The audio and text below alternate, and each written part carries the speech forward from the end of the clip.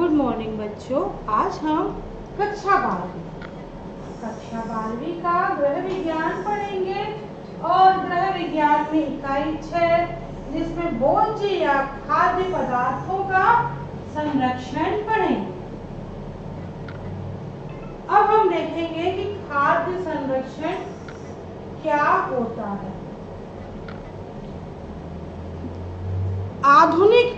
आधुनिकीकरण के साथ साथ प्रत्येक वस्तु आजकल क्या हो रही, बहुत महंगी होती जा रही है और भोज्य पदार्थों की महंगाई इस कदर बढ़ गई है कि 20 साल पहले जो मृत्यु को प्राप्त हुए व्यक्ति की आत्मा यह देखकर आश्चर्य से सोच में पड़ जाएगी कि महंगाई इस कदर बढ़ती क्यों जा रही है।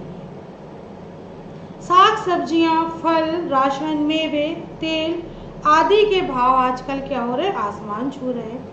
ऐसी स्थिति में मौसम से प्राप्त होने वाली सब्जियों या फलों को मौसम में ही खाया जा सकता है।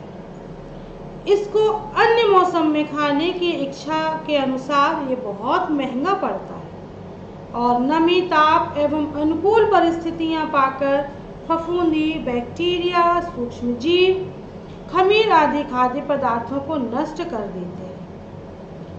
तो आजकल विभिन्न खाद्य पदार्थों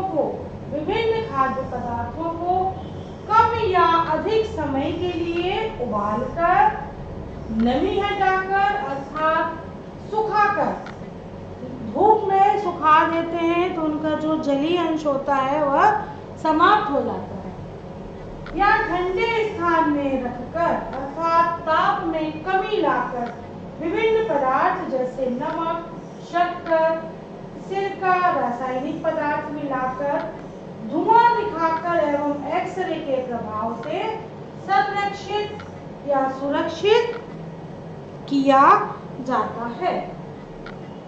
अब हम देखते हैं कि संरक्षण का क्या महत्व है। संरक्षण का महत्व तो मौसम के अलावा अन्य समय में भोज्य पदार्थ प्राप्त हो जाते हैं और दूसरा है कि जिन स्थानों में कोई विशेष खाद्य पदार्थ प्राप्त नहीं होता वहां संरक्षित खाद्य पदार्थ पहुंचाया जा सकता है। जैसे संरक्षण से खाद्य पदार्थ एक स्थान से दूसरे स्थान ले जाने में अधिक सुविधाजनक होता है।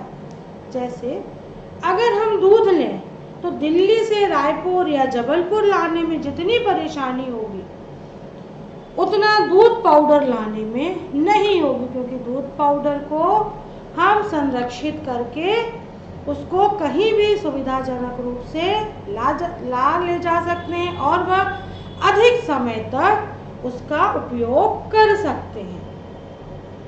इसी तरह अगर हम 5 किलो सेब को कश्मीर से लाने के बजाय अगर हम सेब फल हैं उनको सोचें कि हम कश्मीर से ले आए, ये हमको थोड़ा सा सस्ते पड़ जाएंगे, तो वो लाना हमको कठिन प्रक्रिया हो जाएगी। और यदि हम सेब का जैम या मुरब्बा बनाकर लाएं तो वह अधिक आसान रहेगा और अधिक समय तक हम उसका उपयोग कर सकते हैं। इसी तरह किसान के संपूर्ण उत्पादन का उपयोग हो जाता है। किसान के संपूर्ण उत्पादन का उपयोग हो जाता है और आर्थिक लाभ भी प्राप्त होता है। युद्ध, अकाल आदि के समय परिरक्षित भोजन उन तक सहज ही पहुंचाए जा सकते हैं और भोजन के परिरक्षण से उनका स्वाद और सुगंध बढ़ जाती है। अधिक मात्रा में उपजे खाद्य पदार्थों को संरक्षित करके अन्य समय के लिए भी सुरक्षित रखा जा सकता है। जैसे सब्जियां, फल, अनाज व दालें। सब्जियां और फलों और भाजी को सुखा कर रख लेते हैं, जब वह जिस मौसम में वह नहीं आते उस समय उनका हम उपयोग कर सकते हैं। अंतरिक्ष यात्रा, बर्फीले क्षेत्रों में, हिमालय आदि के अभियान दलों में के लिए भी परिरक्षित खाद्य पदार्थ महत्वपूर्ण होता है। अब हम देखते हैं भोजन का क्षय। भोजन का क्षय कब हो जाता है यह कहना बहुत कठिन है, क्यों क्योंकि कई भोज्य पदार्थ क्षय होने के बाद ज़्यादा महत्वपूर्ण और स्वादिष्ट हो जाते हैं, जैसे कि दूध से दही बनाना, मैदे से ब्रेड का बनाना, अंगूर, जौ, सेब आदि से शराब का बनाना आदि। इस समय वस्तु खराब होने के बजाय स्वादिष्ट हो जाते हैं, पर सभी खाद्य पदार्थों के साथ ऐसा नहीं होता। तो हम देखते हैं कि खाद्य पदार्थ का क्षय मुख्यतः दो तरह से होता है। पहला है आंतरिक कारण और दूसरा है बाह्य कारण। अब हम देखते हैं आंतरिक कारण से कैसे होता है। तो वनस्पति या प्राणी दोनों में से प्राप्त खाद्य पदार्थों की कोशिकाओं में एक प्रकार के रासायनिक जीव पाए जाते हैं जिन्हें विकर या एंजाइम्स कहते हैं। इन एंजाइम्स के द्वारा भोज्य पदार्थ क्या हो जाते हैं, क्षय हो जाते हैं। जैसे दूध की क्रीम को खट्टा करके हम मक्खन बना सकते हैं, दूध खराब हो जाए। और ये एंजाइम कैसे होते हैं, रेशे के जैसे होते हैं जो सब्जियों और फलों पर अपना बुरा प्रभाव डालते हैं। फिर है दूसरा बाह्य कारण। अभी हमने पढ़ा आंतरिक कारण एंजाइम्स के द्वारा भोज्य पदार्थों को नष्ट करते हैं, और बाह्य कारण में आएगा बैक्टीरिया, फफूंदी और खमीर। तो बैक्टीरिया ये एक कोशीय जीव होते हैं। ये आत्मकोशी, मृतोपजीवी, परपोषी और सहजीवी होते हैं, और ये केवल एक कोशा में ही अपना समस्त जैविकी कार्य करते हैं, इसलिए ये एक कोशी जीव कहलाते हैं। बैक्टीरिया मृत एवं सले गले पदार्थों पर अपना जीवन यापन करते हैं, और इन्हीं के द्वारा मृत जंतु, जानवर, सले गले फूल, फल, पत्तियां आदि भूमि में मिलकर खाद बन जाते हैं। और एक बैक्टीरिया होता है परपोषी बैक्टीरिया, जो अन्य जीव पौधों को अपना भोजन प्राप्त करते हैं और उनमें कई प्रकार की बीमारियां फैलाते हैं। इनसे एक प्रकार का विषैला पदार्थ तैयार होता है जिसे टॉक्सिन कहते हैं। अब है दूसरा फफूंदी। तो वनस्पति जगत के सूक्ष्म रुई जैसे जीव होते हैं जिनकी रचना छोटे छोटे रोम युक्त होती है। फफूंदी जैसे बासी ब्रेड, बर्फी, गुलाब जामुन, मुंह में पानी आया, कटी हुई सब्जियां जैसे लौकी, कुमड़ा आदि पर छोटी छोटी जो रोम युक्त रचना दिखाई देती है वह क्या होती है, फफूंदी होती है। ये भी वनस्पति जगत में रुई के समान होती है और उचित वातावरण, नमी, ताप, ऑक्सीजन व खाद्य पदार्थ पाकर अपनी वृद्धि करते हैं। फिर है खमीर। ये अंडाकार सूक्ष्म जीव होते हैं जो शर्करा युक्त पदार्थों पर वृद्धि करते हैं। ये शर्करा अवशोषित करके कार्बन डाइऑक्साइड एवं अल्कोहल बनाते हैं, इसलिए शराब उद्योग में इसका बहुत अधिक महत्वपूर्ण स्थान है। और अंगूर के रस से वाइन एवं ब्रांडी बनाई जाती है। अब हम देखते हैं आगे भोज्य परिरक्षण के सिद्धांत, कि किन सिद्धांतों को अपनाकर भोज्यों का परिरक्षण करके उनको संरक्षित किया जा सकता है। तो पहला है खाद्य पदार्थों को प्रदूषण से बचाकर रखना, और दूसरा खाद्य पदार्थों को सड़ने से बचाने के लिए उपाय करना। तो खाद्य पदार्थों को सड़ने से बचाने के उपाय करना भोज्य परिरक्षण का सिद्धांत है। इसमें खाद्य पदार्थों का बचाव करना, परिरक्षण करने का प्रमुख उद्देश्य है कि बैक्टीरिया को अलग अलग करना, तापक्रम में अधिकता या कमी लाना, निर्जलीकरण करना आदि। अब है कि भोज्य परिरक्षण की विधियां कौन कौन सी हैं। तो पहला है घरेलू विधि। घरों में फलों व सब्जियों को सुरक्षित रखने के लिए जिन विधियों का उपयोग किया जाता है घरेलू विधियां कहलाती हैं। सी विधियां प्रयुक्त होती हैं तो ये निम्न प्रकार की है। पहला है प्रशीतन, निर्जलीकरण, डिब्बाबंदी, ताप द्वारा।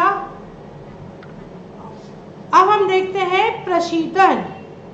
इसमें कोई भी खाद्य पदार्थ आर्द्रता एवं ताप, कोई भी खाद्य पदार्थ आर्द्रता एवं ताप, गर्मी, उष्णता आदि के उपस्थिति में बैक्टीरिया, फफूंदी आदि के द्वारा खराब किए जाते हैं। और वैज्ञानिकों ने कुछ ऐसे उपकरण तैयार किए जाते हैं जो नमी आवश्यक होने वाले तत्वों की उष्णता हटाकर खाद्य पदार्थों को लंबी अवधि तक सुरक्षित किया जा सकता है। और इसमें हम क्या क्या सुरक्षित रख सकते हैं? दूध, फल, अंडा जो जल्दी खराब हो जाते हैं उनको हम इनके माध्यम से, प्रशीतन के माध्यम से संरक्षित कर सकते हैं। रेफ्रिजरेटर के द्वारा प्रशीतन क्या होता है? फ्रिज के द्वारा प्रशीतन का कार्य किया जाता है जिससे हम अपने खाद्य पदार्थों को सुरक्षित कर सकते हैं। फिर दूसरा है निर्जलीकरण। निर्जलीकरण का उद्देश्य खाद्य पदार्थों के रंग, सुगंध व बनावट में परिवर्तन किए बिना अधिकतम नमी का निष्कासन करना है। नमी या आर्द्रता को हटाकर खाद्य पदार्थों को सुखाकर सब्जियों व फलों व दूध आदि को लंबे समय तक परिरक्षित किया जा सकता है। निर्जलीकरण एक प्राकृतिक एवं प्राचीन विधि है। कौन सी विधि है निर्जलीकरण? प्राचीन एवं प्राकृतिक विधि है जिसके द्वारा खाद्य पदार्थों को संरक्षित किया जा सकता है। अब है डिब्बाबंदी। तो डिब्बाबंदी भी के द्वारा भी जो खाद्य पदार्थ है इन्हें सुरक्षित रखा जाता है। फिर है आपका ताप के द्वारा। तो बहुत से खाद्य पदार्थ पकाकर भी सुरक्षित किए जाते हैं और उनके बैक्टीरिया लगभग क्या हो जाते हैं? पकाने से नष्ट हो जाते हैं। फिर इसी में पांचवा नमक एवं शक्कर मिलाकर, तेल एवं मसाले डालकर, रासायनिक तत्वों का प्रयोग करके और धुआं करके। नमक एवं शक्कर मिलाकर कैसे करते हैं? आंवला, खट्टे फल, आम एवं सब्जियों को नमक के पानी में डुबोकर उनमें नमक मिलाकर संरक्षित किया जा सकता है जिससे वे जीवाणुनाशक हो जाते हैं। फिर एक तेल एवं मसाले मिलाकर, जैसे हम घरों में अचार, मुरब्बे आदि रखते हैं, अचार वगैरह का रखते हैं, तो उससे हम क्या करते हैं? खाद्य पदार्थों का सुरक्षा, जैसे मिर्च, मसाले हो गए, मिर्च, तेल, राई, जीरा, सरसों, इन सब के माध्यम से, और इन सब में क्या आता है? सबसे नमक। इन सब के माध्यम से हम पदार्थों को संरक्षित रख सकते हैं। फिर है रासायनिक तत्वों का प्रयोग। खाद्य पदार्थों को नष्ट करने वाले बैक्टीरिया तीव्र अम्लीय माध्यम में अपनी क्रिया नहीं कर पाते, इसलिए अचार और सॉस, केचप आदि हम के माध्यम से पदार्थों को संरक्षित रख सकते हैं। धुआं करके भी पदार्थों को संरक्षित रख सकते हैं जिससे उनका निर्जलीकरण हो जाता है, उनका जलीय अंश समाप्त होता है और वह सुरक्षित और संरक्षित हो जाते हैं। अब है कि परिरक्षित भोज्य पदार्थों का भोजन मूल्य। भोज्य पदार्थों का भोजन मूल्य मनुष्य द्वारा जांच करने पर पता चलता है कि इन भोज्य पदार्थों में कुछ न कुछ भोजन का मूल्य बढ़ जाता है और कुछ पर इनकी पौष्टिकता पर बहुत कम असर पड़ता है। पहला है कार्बोहाइड्रेट। फल एवं सब्जियों में निहित